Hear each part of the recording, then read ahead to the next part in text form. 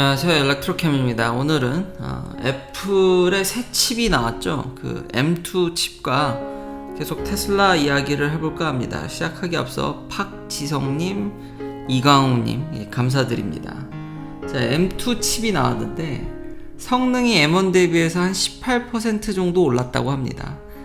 근데 Second Generation 5nm 테크놀로지 TSMC에 여전히 5nm 5나노 공정을 계속 쓰고 있습니다. 이제 성능이 항상 공정이라고 할 수 있는데요. 실제 메이저 노드를 바꾼 게 아니라 지금 이 다이를 보면요, 살짝 M2가 M1 대비해서 살짝 큽니다. 진짜 살짝. 반도체 공정이 너무 복잡하다 보니까 이거를 옵티마이제이션 하는데 무지무지 오래 걸립니다. 이렇게 계속 하다 보면은 원래 각 공정마다 마진을 조금 두거든요. 그럼 좀 더 파도 되겠구나. 좀 더 이 선포 아니면 이런 익스포징 컨디션이라든지 정말 수만 가지 컨디션이 있는데 스텝이 워낙 많으니까요.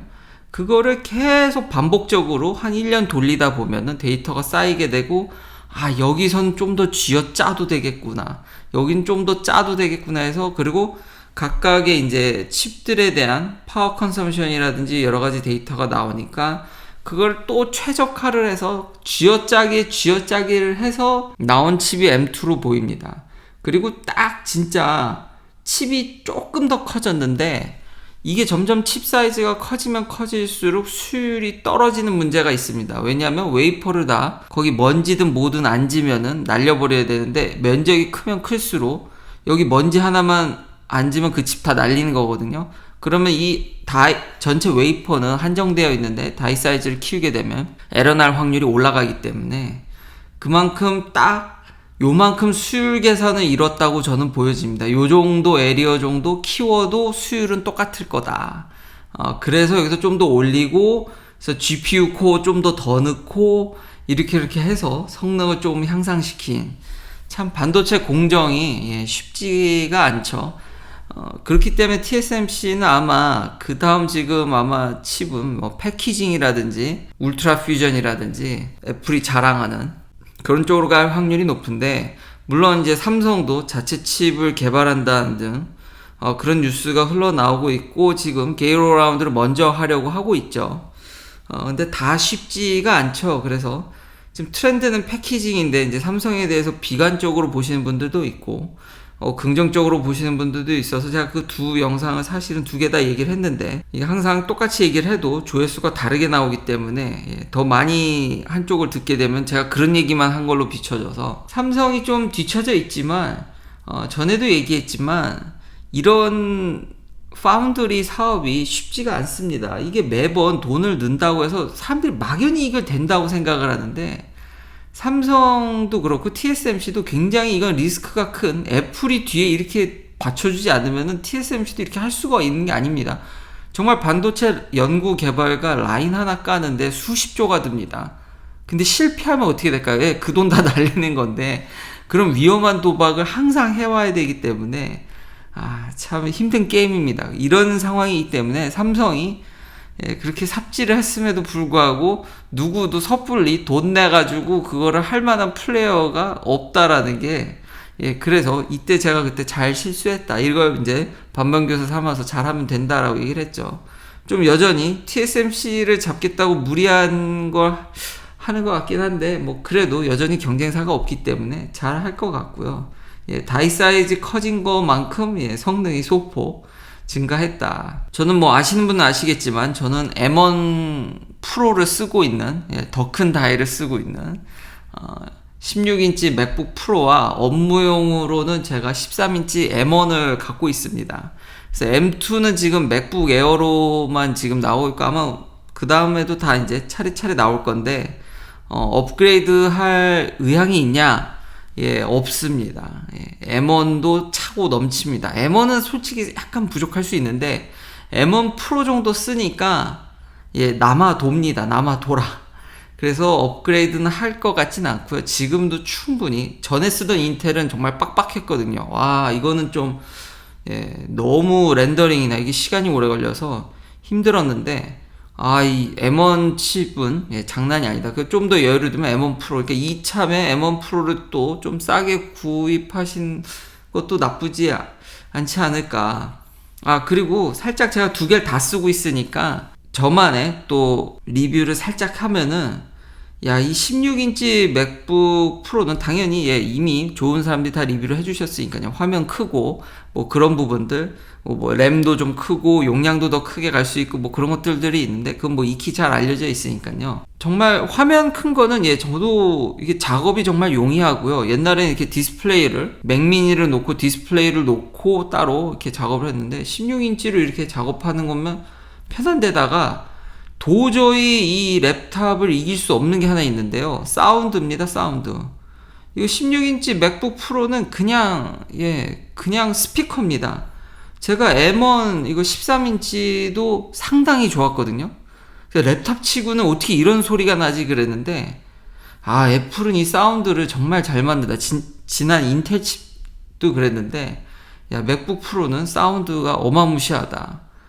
정말 이게 막상 소리가 좋으면은 작업하기도 편한 면도 있기 때문에 그건 진짜 비교 불가한 것 같습니다. 단점은 무거워졌다. 이거는 어디 들고 이렇게 막 침대에 누워서 들고 하다가는 가슴이 찢어지는 정말 무게가 장난이 아니라서 뭐 휴대성이나 이런 거를 원하시면.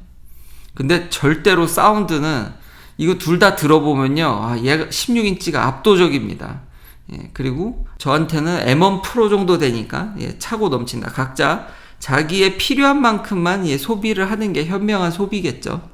그 다음은 애플카입니다. 애플카에 진짜는 내놓지 않고 결국 이제 OS로만 계속 얘기를 하는데, 전에도 이것에 대해서 많은 영상을 제가 만들었는데 또 질문도 들어와서 제가 또 이야기를 하면은, 테슬라에 딱히 지금은, 물론 잠정적으로 먼 미래에는 강력한 경쟁자라는 건 믿어 의심치 않으나 당장 뭐 애플이 뭘 할 수 있는 게 없습니다. 지금 이렇게 차에 OS가 들어간다고 멋진 대시보드와 디스플레이를 지금 애플이 보여줬고, 많은 브랜드, 적지 않은 브랜드가 참여를 한다고 그러죠. 포드, 아우디, 제규어, 랜드로버, 닛산, 볼보, 장난 아니네요. 뭐 폴스타에서 더 여러 브랜드들이 이미 애플 카플레이를 쓰고 있고, 앞으로도 애플과 협력해서 이런 멋진 걸 하겠다 그러는데, 뭐 이미 다른 뉴스 기사에 좋은 댓글이 있는데, 애플과 이 자동차 업체들 간에 통합된 OS를 구축하냐 못하냐가 제일 클 것 같습니다. 애플 카플레이를 쓰고 안 쓰고가 중요한 게 아니라, 여기 보면 애플 카플레이 쓰면은 에러 날 때마다 아니면 드랍 될 때마다 그거 어떻게 할 거냐라는 거죠. 서로 이 모든 브랜드들이 OS를 다 통폐합하고 이러지 않는 한 애플의 시너지 효과는 그렇게 크지 않을 겁니다. 이거 쓰시다가 에러 날 확률 굉장히 높습니다. 그걸 알기 때문에 자동차 회사들도 열어준 거죠. 원래는 이 정도도 열어주기 싫어했습니다. 원래 이미 이 정도는요, 옛날부터 할 수 있었는데, 자동차 회사들이 테슬라 때문에 위압감을 느껴가지고 위협을 엄청 느끼니까 지금이라도 조금씩은 이제 협업을 본격적으로 해야 된다는 압박감에 이 정도 열어줬다고 생각을 합니다. 왜냐면 이거 어떻게 보면 되게 크고 어떻게 보면은 별로이긴 한데요. 여기까지 진짜 들어왔다라는 건 머리를 어느 정도 내줄 각오를 하고 있다라는 거거든요, 내연기관들이. 근데 뭐 자기들도 통폐합이 안 됐으니까 뭐 좀 준다 그래서 아직까지 뭐 할 수도 없는 거고, 지금 뭐라도 스타트를 안 하면 테슬라한테 지금 죽게 생겼으니 그런 현재 시장 상황에서 나왔다고 보고요. 차 만드는 거는 그렇게 쉬운 일이 아닙니다. 내연기관 말들도 일부 맞는 거죠. 그렇지만 OS까지 통폐합하기는 더더욱이 어려운데 테슬라는 그걸 하고 있다. 자, 그 다음은 이제 일론 머스크의 트윗들을 좀 따라가 볼까요? 사이버 트럭은 좀 제발 좀 빨리 나왔으면 좋겠고, 당연히 저도 예약을 했고, 일론 머스크 의견에 강력히 동의합니다. It will be our best product ever. IMO. 당연하죠. 당연히 그렇게 될 겁니다. 그래서 매우 기다려지고요. 그리고 정말 힌덴부르 그 공매도 리포트 쓰신 분들 대단합니다. 대단해. 진짜 인수를 안 할 확률도 좀 이제는 좀 올라가는 것 같긴 합니다. 일론 머스크가 트위터 딜을 워크어웨이, 떠날 수 있다라듯이 이제 계속 압박을 가하고 있죠. 이제 이런 AP 뉴스에서 굉장히 중립적인, 물론 약간 좌로 갔을 것 같긴 한데, 그래도 AP면은, 꽤 알려진 데서도 이런 기사를 낼 정도니까, 그것에 대해서 일론 머스크가 트윗에서도 얘기를 했는데, 사실 트위터 측에서 입장은 뭐냐면, 야, 너 이미 due diligence, waive his right to due diligence. 너 이미 그냥 사인했으면 무조건 인수한다고 했잖아. 그래서 이제 사라 지금 트위터는 계속 하고 있죠. 근데 지금 일론 머스크가 이 트윗에 댓글을 달았는데 이게 맞다고 그러는데, 그렇다고 해서 내가 듀 딜리전스에 사인했다 그래가지고 야, 그 잘못된, 내가 모르던 그 본 문제죠, 그 가짜 계정들, 그런 치명적인 것들이 생기면은 얼마든지 SEC 10b-5에 아무리 그런 거에 사인을 했어도 심각한 문제가 발생되면 깰 수 있다. 거기에 코렉트라고 또 얘기를 해서, 야, 이거 참 공매도 리포트 쓰신, 야, 이 정도면은 꽤 맞췄다. 뭐 인수할지 안 할지 모르겠지만 주식이 근데 생각만큼 내리진 않았더라고요. 뭐 물론 지난 6개월의 트위터 주식을 보면은 와 하다 산다 해가지고 50불까지 치솟더니 여기까지 내려왔으니까 소기의 목적은 힌덴부르가 달성을 했다. 참 대단한 친구들이다. 하긴 니콜라도 제대로 맞춘 애들이니. 근데 항상 쓴다고 해서 그런 게 다 맞는 건 아닌데 최근에 이 성공률이 좀 높은 것 같습니다. 테슬라 주식은 소폭 올랐고요. 다음은 FSD 베타 이야기입니다. 이제 95점이 넘어도 뿌려지는 것으로 보여집니다. 그리고 10만 명이나 벌써 늘렸다고 하죠. 예전에 댓글 보면 뭐 테슬라가 NSTSA에 뭐 압박을 받고 문제가 많아서 더 이상 확장 안 한다는 댓글도 제 채널에 있는데 절대 아니라 그랬죠. 역시 예상대로 쫙쫙 이제 퍼지고 있습니다. 아마 기다리시면은 결국은 다 가지 않을까 싶습니다. 현재 95점도 가고 있습니다. 점수가 높다 그래서 못 받으신 분들은 아마 그게 꼭 점수대로 주진 않을 겁니다. 높으면 받을 확률이 높은 건 맞는데 주행 거리라든지 지역 분배라든지 테슬라가 원하는 데이터를 사실 얻는 게 더 중요하기 때문에 그거에 맞춰서, 그리고 아마 이거는 first come first serve인 것 같긴 합니다. 그러니까 먼저 예약한 사람이 좀 더 빨리 받을 수 있는 상황인 것 같긴 하고요. 여튼 기다리면 계속 확장되고 있다. 그리고 미국에서는 지금 테슬라 서비스가 더 좋아질 것 같긴 합니다. 지금 목표치가 아마 3분의 2 정도는 이제 당일 세임데이 서비스를 받을 수 있을 거라고, 그리고 기다리지 않게 서비스의 질을 더 높일 것이다 라고 일론 머스크가 얘기를 했고요. 지난번에도 제가 그 소리 나는 것 때문에 모델 Y의 어퍼함이었나요? 이제 암을 교체했죠. 그것도 전 나쁘지 않았습니다. 그러니까 서비스가 점점 좋아지고 있다. 그러니까 불만을 테슬라도 알고 있다라는 거죠. 이게 자기들한테 어느 정도 위험이 된다라고 하면은 사기업이다 보니까 즉각 합니다.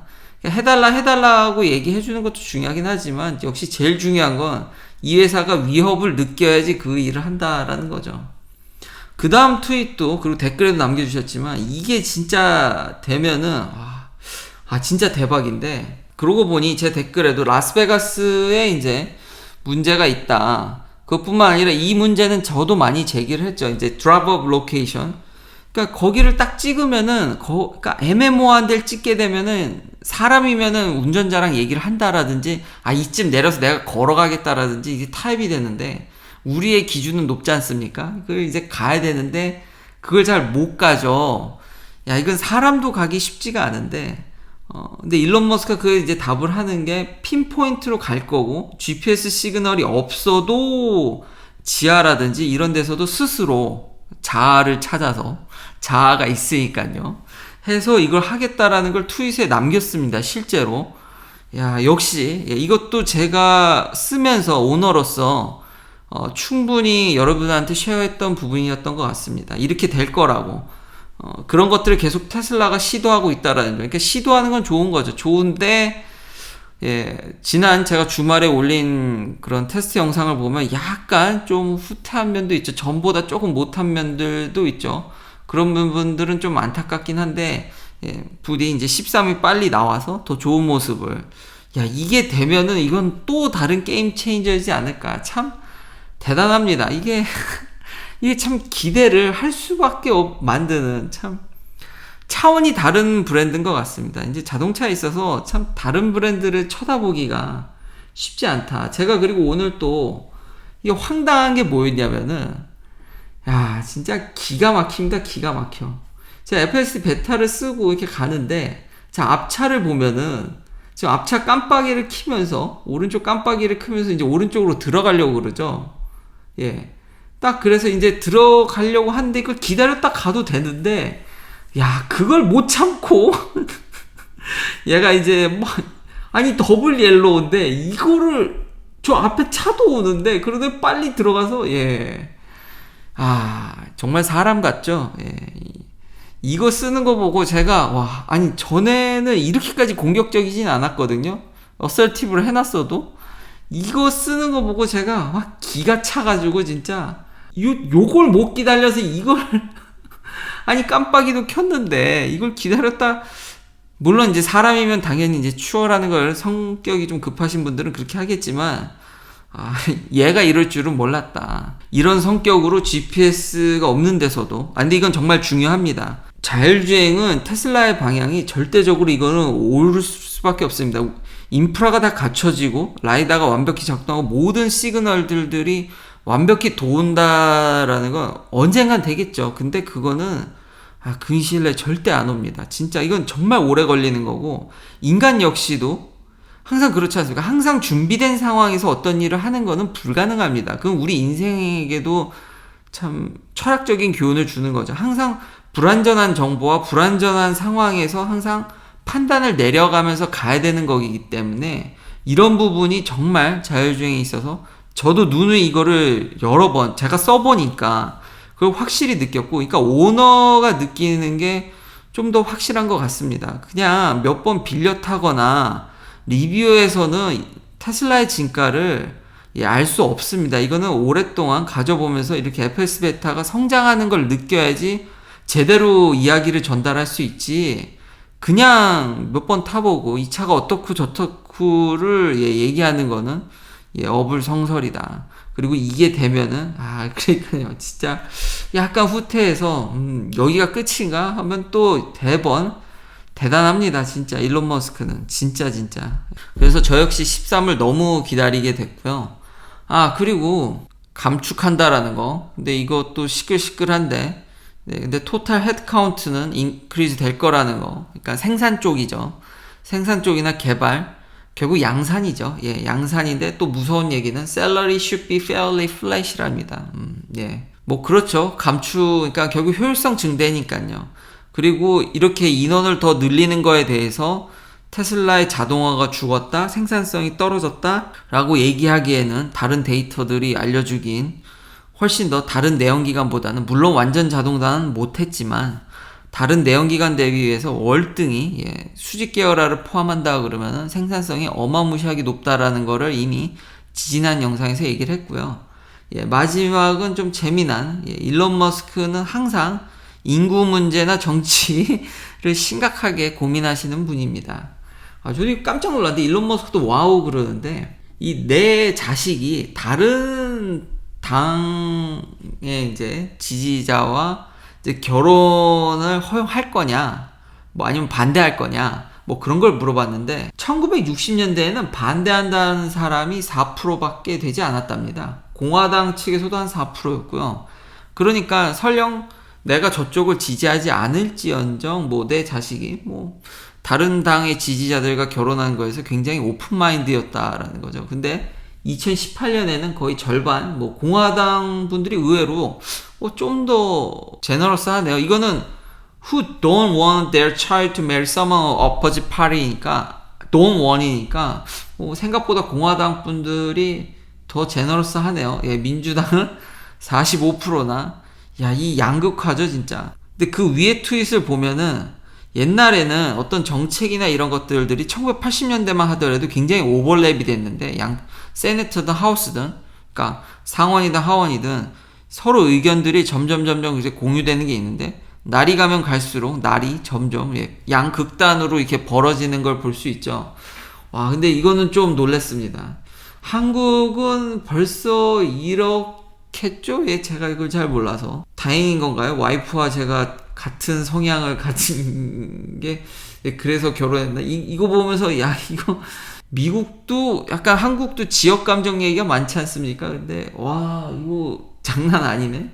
그러면서 일론 머스크는 중국의 인구 감소를 걱정하고 있습니다. 지난번에 제가 그냥 이거 있는 그대로 누가 밑에 그거 트윗으로 달아놓은 거 그냥 잘못 그냥 읽었다가 저번에 계산이 이게 맞았는지 틀렸는지 슈카님도 그걸 얘기를 하긴 하더라고요.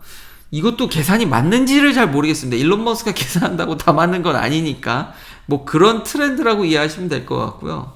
아니 중국 인구의 40%가 every generation population collapse라고 얘기를 하는데 그리고 여기 중요한 포인트는 사람들이 중국이 원 child policy 때문에 이 박살이 났다라고 생각을 하는데 지금 아니라는 거죠. 지금 중국은 3child도 허용을 하는데도 이놈의 동아시아 국가들은 어떻게 발전하면 발전할수록 아이를 안 낳네요. 참 신기한데 그래서 인구 문제가 참 심각한 걸 여전히 일론 머스크는 굉장히 중국 인구까지 고민할 필요가 있을까 싶은데 굉장히 인구 문제 민감하시다 라고 오늘 재미나게 마무리를 질까 합니다. 긴 영상 시청해주셔서 감사합니다. 내일도 테슬라 관련 이야기들로 찾아뵙겠습니다.